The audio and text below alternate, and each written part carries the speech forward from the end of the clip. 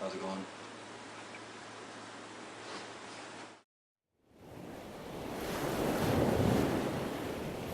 Have you ever felt like you just needed to get away for a while? Sick of all the hustle and bustle and doing the same thing day in and day out? Close your eyes and imagine yourself sitting on a soft, sandy buttermilk beach, absorbing the soothing tropical sun rays. Rhythmic waves run across the bank, and the exact blue of the crystal clear waters captivates your eyes. Limitless skies dotted with pillow-soft clouds contrast to the lush emerald green rainforests and rough volcanic formations. Your entire body is at ease. This luxurious, fertile paradise is enriched with a fascinating native culture and exhilarating activities. This fabricated fantasy can become a reality. Your sanctuary is waiting for you. It is the jewel in the crown of French Polynesia. It is Bora Bora Island.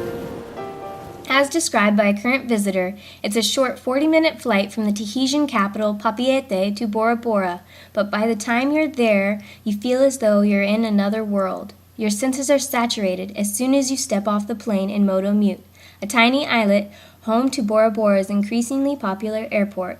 From the plane, you make your way through the tropical open-air terminal to a jetty, where you get your first taste of the crystalline waters of this paradise location. A jet boat whisks you and your luggage away, sea sprays in your hair as the vessel whips through the salty lagoon. People need a cultural experience, excitement to spice up life, and a place to get away from it all and relax. Hello, I am Kayla Reuter, and today I'm going to tell you how Bora Bora can fulfill all of these needs and more. I know this is the place because I've been researching to have my honeymoon there. In short, I believe everyone should go to Bora Bora. Aside from witnessing the beauty this blessed island has to offer, you can also go there to widen your cultural horizons.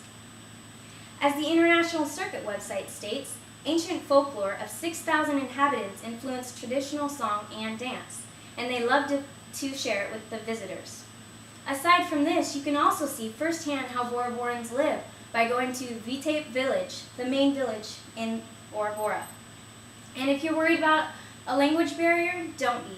Even though French and Tahitian are the main languages spoken, English is spoken at many different tourist attractions. Serving as a looking glass into the past are the mare and Bora Bora. These are stone constructions used for prayer and sacrifice. There are three main mare that you can visit on the island. First is Ahute Mare, which has a restored temple. Second, Tauru Mare, which overlooks the lagoon. And third, Maratotini Mare, which is also restored. After you've checked out the mare, you should get some food. Although local agriculture doesn't amount to much in Bora Bora, there's luckily two food destinations just a short ferry ride away. These are Matupi, which is known for its melon gardens, and Tahaya, which is known for its vanilla orchids, which you can see in the picture up here above.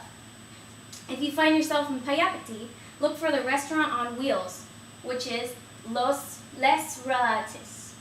The specialty for this place is poisson cru, which is fish marinated in coconut milk and lime juice. Now doesn't that sound good?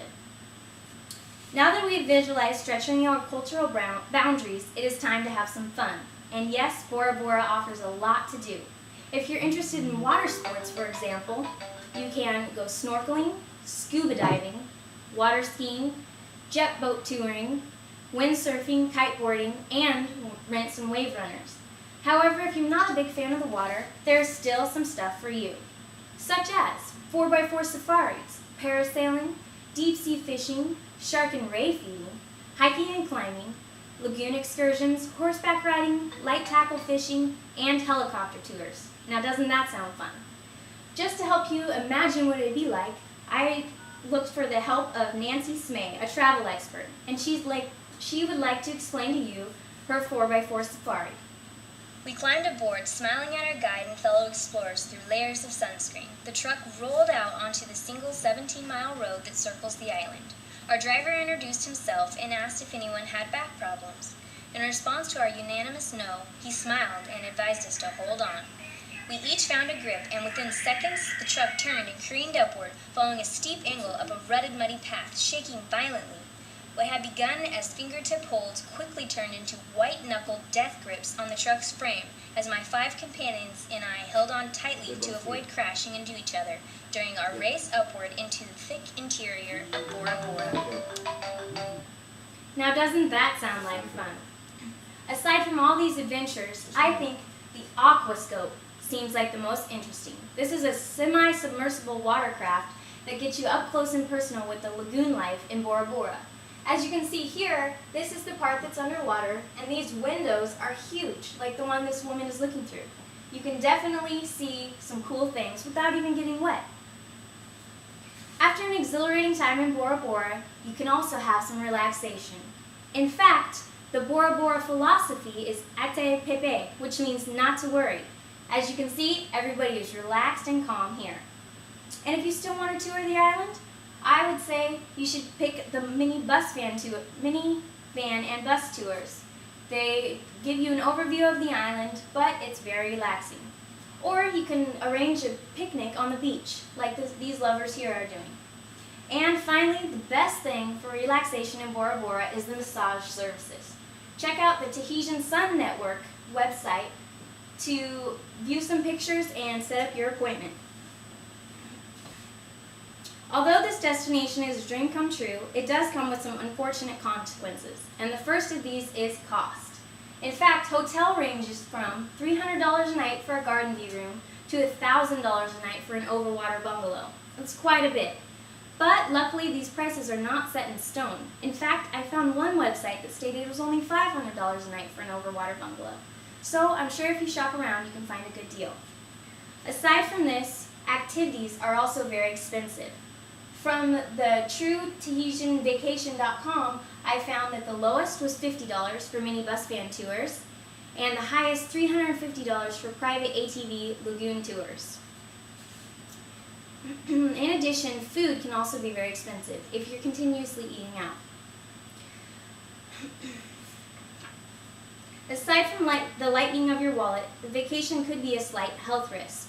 Sunburns are common. As explained by a current visitor, be careful. The tropics are unforgiving for city folks coming from cooler countries.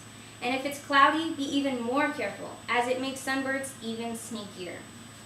Described by MD Guidelines, a sunburn is a painful burning of the skin caused by overexposure to ultraviolet radiation from sun or an artificial source. And it causes premature aging of the skin, wrinkling, spotting, and sagging.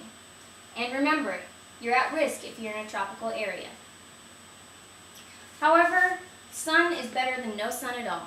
And that's what can happen if you go during the wrong season, which is our third consequence. As described by the Tahitian Sun Travel Network, there are 2 seasons in Bora Bora, the wet season and the dry season. The wet season runs from November to April, and during this time there is 3/4 of the annual rainfall. It's often muggy and cloudy, and storms are frequent and unpredictable. So make sure that you try and go on the on season between May and October. You can only live once, however, and these downsides should not get in your way. In fact, here's some ways to avoid them. For costs, try and find cheap hotels, go on self-guided tours, and visit the grocery store in the main village to pick up snacks. For sunburns, just practice safe behavior. Make sure you have sunglasses, a hat, and some kind of sunscreen. This is a great example. It's SPF 50, and it'll keep you very safe. Lastly, for the weather, just plan your trip according to your preference. If you want sun and but don't mind a lot of people, go during the on-season for tourism, the dry season. But if you don't mind the rain and you want to avoid the masses, go during the wet season. After today, you are no longer naive on what Bora Bora has to offer you. A vacationer can experience cultural growth, thrilling adventure, and calming tranquility. The preventable downsides are high costs, severe sunburns, and poor weather. Just do as I told you and you'll be fine. I believe everyone should go to Bora Bora. And now I urge you to hop online today and start making this dream a reality. Thank you for being such a great audience. Are there any questions at this time?